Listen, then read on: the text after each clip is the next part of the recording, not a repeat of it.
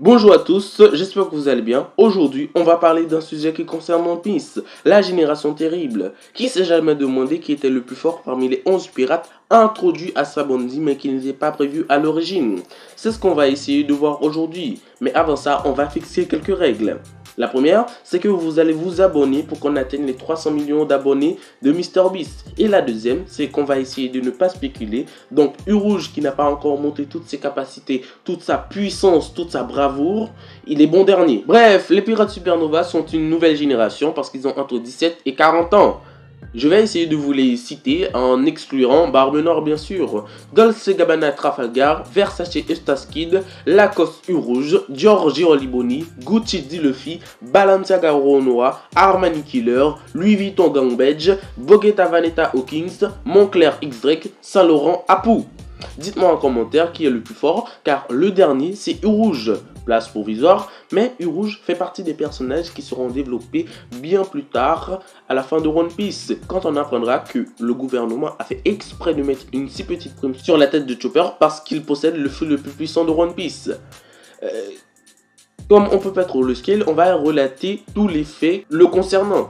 Bon, c'est vous qui allez le comparer au reste du casting. Uruge a tanké un coup d'un amiral, Kizaru, et des coups de pacifista, des lasers. Urouge semble être capable d'augmenter sa masse musculaire proportionnellement au coup qu'il a reçu. Urouge a vaincu Snack, un quatrième commandant de Yonko, et a pu donner un beau combat à Cracker. Cracker qui a réussi à être plus fort que Doflamingo. Bref, sous-estimez pas Urouge parce que Kaido, qui a l'habitude d'humilier les faibles, n'a même pas essayé de le toucher. À vos théories. Capone Grand Badge, ce type est un château ambulant, capable de tanker un coup de Big Bomb sans acquis. Et, à part ça, il n'a pas une grande vitesse. C'est plutôt un homme qui combat à moyenne distance. Il possède une énorme arsenal de combat, mais il n'a pas une grande vitesse où il peut suivre un mec comme Roronoa. Il peut enfermer des soldats qui tirent des balles depuis son bide, mais il possède le même point faible qu'Avalo Pizarro. Les coups qui sont donnés à son entité sont répercutés sur lui. Bref, avec tout ça, pas sûr qu'il batte Basil Hawkins. Théoriquement, c'est le plus intouchable et le plus puissant, grâce à son Wapu Nomi, qui lui permet d'infliger des coups à ses ennemis via des poupées.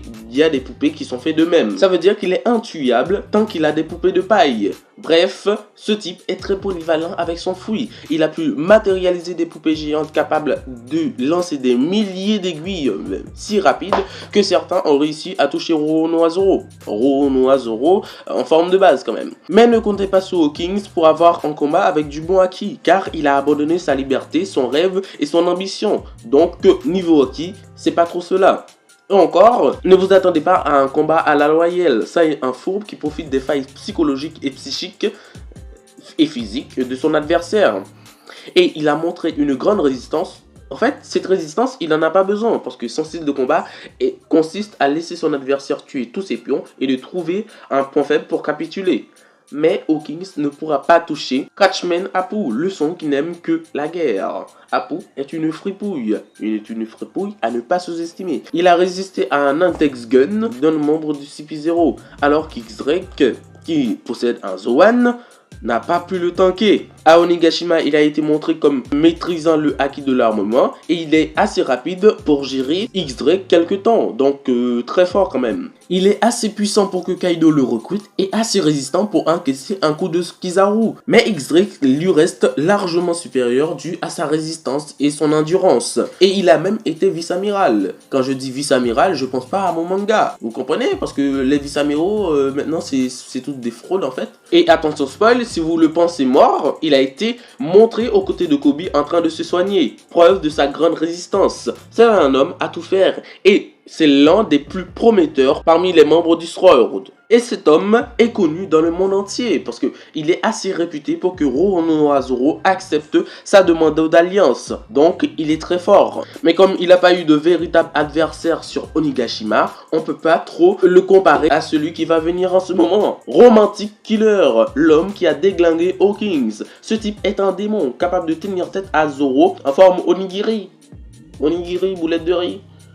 Et il est même capable de le blesser, de blesser un Zoro sérieux, Killer est capable de subir la torture de l'eau. Cet homme est rapide, intelligent, fort et il a même résisté aux assauts de Big Mom et de Kaido. Attention, Killer était nerf psychologiquement et physiquement quand il se battait avec Hawkins. Sinon, il aurait fini le combat en même pas 2 cases. Le serial killer, il est fort, il maîtrise le haki de l'armement et de l'observation. Il est le bras droit de Kid, un mec qui a dépassé le simple niveau d'Y-Séant et il est le rival de l'eau. Vous voyez, ce type est fort et même à sa bonne dit, il était pas si faible. Mais comme on dit, on peut rien contre la vieillesse et ça fait mal quand on voit des jeunes vous dépasser alors qu'ils ont même pas le droit de boire le saké. Georly Bonnie est capable de battre Killer.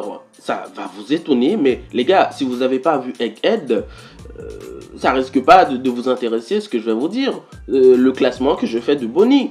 En fait, Bonnie n'a pas une grande endurance, n'a pas une grande force capable d'inquiéter Killer. Mais elle a un grand atout, le Toshitoshinomi, le fruit de l'âge, qui permet de réduire l'âge de quelqu'un ou de l'augmenter dans un futur possible, dans un futur alternatif.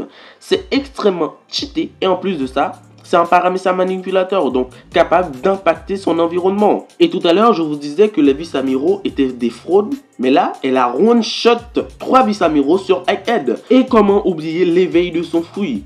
Car le secret de son fruit, c'est d'avant tout de croire dans le futur qu'elle veut créer. Donc, elle a imaginé un futur où elle était Nika. Nika, complètement Joy Boy, complètement Luffy. Elle a acquis la forme de Joy Boy, la forme de Nika. Mais je vous vois venir, elle n'a pas la puissance de Luffy, les gars. Arrêtez de rêver, arrêtez d'être dans un genjutsu de Itachi. C'est une forme très puissante vu qu'elle a quand même blessé Saturne, un des 5 doyens, fraude, je sais pas, ou surcoté, sous-côté, mais elle a quand même pu le blesser, donc c'est assez fort vu qu'il est assez résistant en forme Zoan. Mais le plus grand point faible d'Omoni, c'est sa petite endurance comparable à Itachi, donc fait pas le poids contre les adversaires surpuissants et endurants. Ça va peut-être vous étonner vu qu'elle a 12 ans, mais les gars, elle est capable d'utiliser le haki de l'armement, alors que des darons de 30 ans comme Robin n'y arrivent toujours pas, n'y voient toujours pas le haki comme Maki. Mais on va pas se mentir, Bonnie est loin d'avoir le niveau des monstres qui arrivent. C'est à cause de son manque d'endurance et d'expérience aussi. Tout le monde sera d'accord pour dire que Kid est plus fort que Bonnie, parce que Kid est capable de construire des structures métalliques avec son fruit du magnétisme, capable d'inquiéter Big Mom. Big Mom réputé comme invulnérable. Et Kid a participé à la victoire contre Big Mom. Big Mom qui était niveau Yonko quand même, n'est pas à sous-estimer. C'est un commandant Yonko, c'est un Y-Séant, c'est un homme très puissant et même rival de Zoro ou de Law, comme vous voulez, parce qu'ils font partie du même tierce de puissance. Et je peux même dire que Kid aurait fait une meilleure performance contre Big Mom parce qu'il était nerf physiquement, parce qu'il a des blessures de Hawkins et en plus il a été sur le toit de Nigashima. Et les fans ont tendance à l'oublier, mais Kid possède les 3 haki. Ce qui peut donner l'avantage à Law dans un combat, c'est sa grande versatilité et sa vitesse. Parce que Law possède le fruit le plus pété de tout One Piece, le Opi-Opi-Lomi, qui lui permet de construire une room dans laquelle tout est possible. Donc Law est très versatile et très puissant.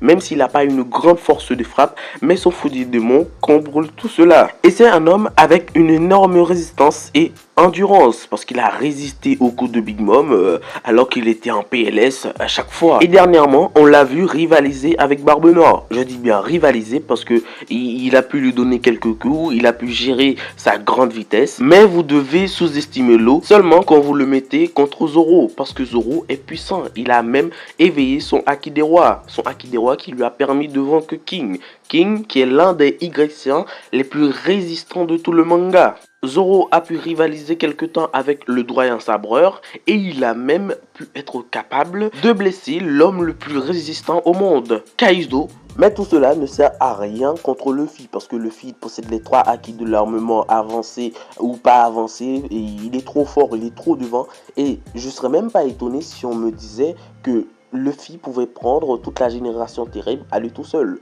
Si vous ne croyez pas que Luffy est plus fort que Law, Zoro ou encore Kid, c'est que vous êtes le plus grand hater de toute l'histoire de la Japanimation. Luffy a vaincu Kizaru, Luffy a vaincu Lucci, a vaincu Luffy a résisté aux 5 doyens. Bref, c'est un monstre qui profite bien de son plot armor. Mais on va pas se mentir les gars, Barbe Noire lui arrache l'élastique. Même après l'ellipse, Stitch n'a pas encore montré toute sa puissance.